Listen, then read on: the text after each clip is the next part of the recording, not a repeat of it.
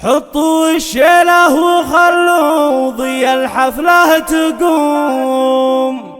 تلعب وتفخر ومن حقها لو تفتخر،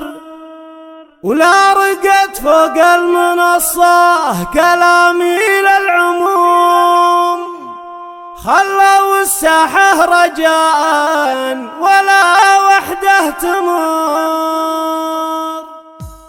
استديو ورد الغلا لتنفيذ زفتي والشير. للطلب الاتصال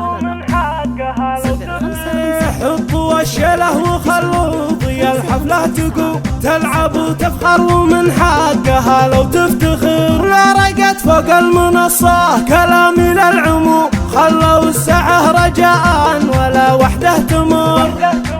يا هلا يا بنت الامجاد راعينا السلوك، يا ام حمزه وكل حاضر لشوفك ينتظر، والله ان اللي ما شافك من الزين محروم، من عرف فعلك وطيبك عرف معنى الظفر، بالحلاوه الطيب مثل القمر بين النجوم، ام حمزه ومن يجاري يفعولك ما قدر،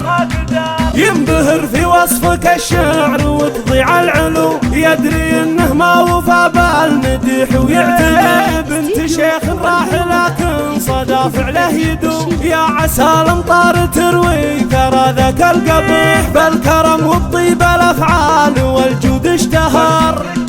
منهج اخوانك على الطيب ونعم بالقروب، احفظوا وصات ابوهم وطيبه من دثار. حطوا الشيله وخلوا ضي الحفلة تقوم، تلعب وتفخر ومن حقها لو تفتخر، لا رقت فوق المنصة كلامي للعموم، خلوا الساعة رجاء ولا وحده تمر.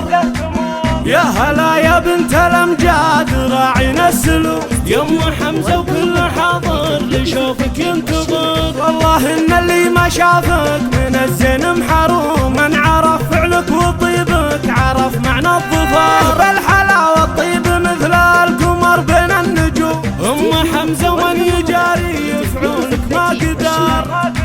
ينبهر في وصفك الشعر وتضيع العلوم، يدري انه ما وفى بالمديح ويعتني، بنت شيخ راح لكن صدى فعله يدوم، يا عسى الامطار تروي ثرى ذاك القبيح، بالكرم والطيب الافعال والجود اشتهر،